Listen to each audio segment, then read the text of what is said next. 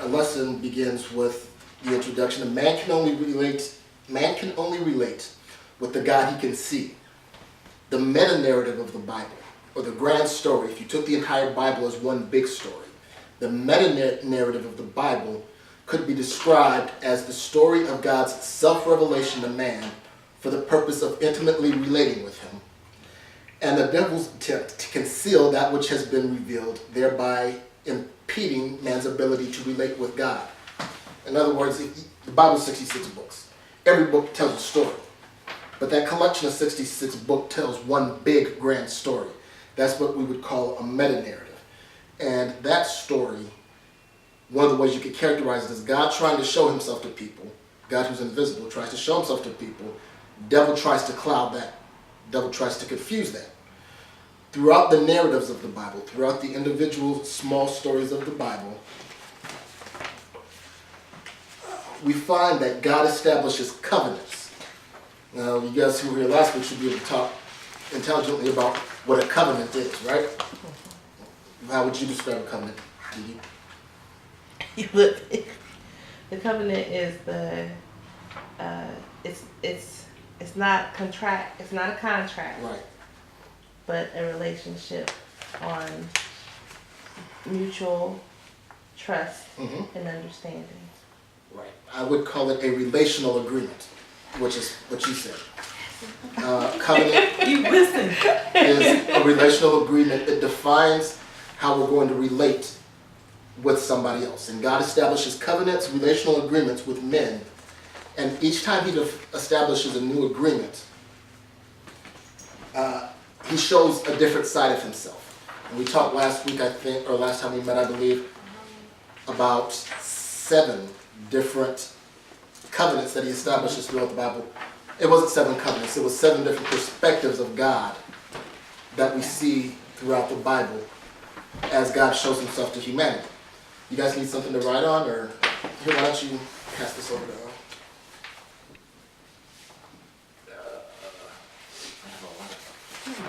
No, here, just pass it over.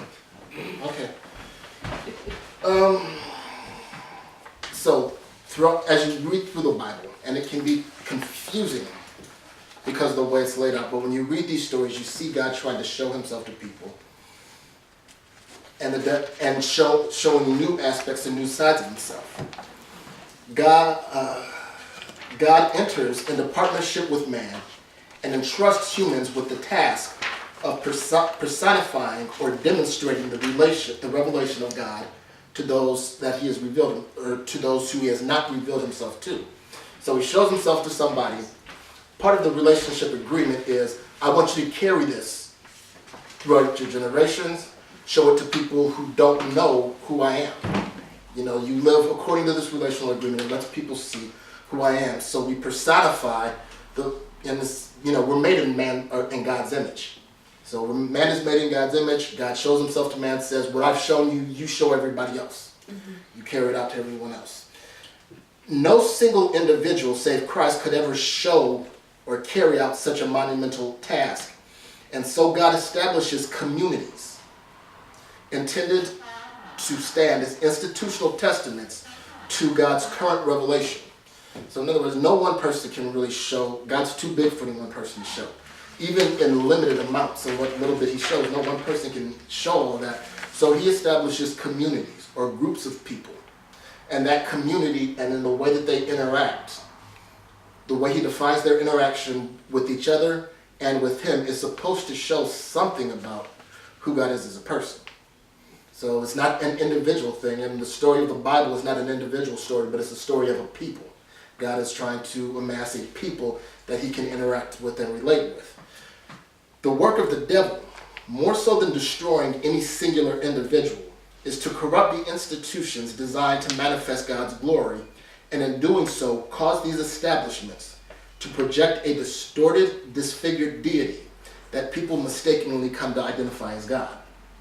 So in other words, if I corrupt the establishment, what they project is a corrupted, distorted deity that will say is God, but oftentimes is disconnected from who God actually says he is. I show something different when I see in church.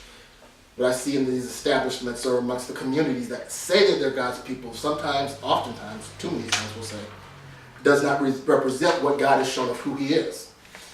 These distortions act as veils between God and man, barriers and obstacles that prevent the individual from seeing God as he has revealed himself and relating with him.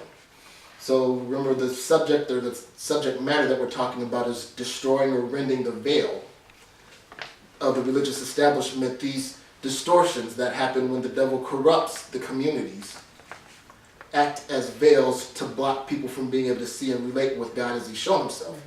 Spiritual abuse, as we talked about last meeting, is the mistreatment of a person who is in need of help, support, or greater spiritual empowerment with the result of weakening, undermining,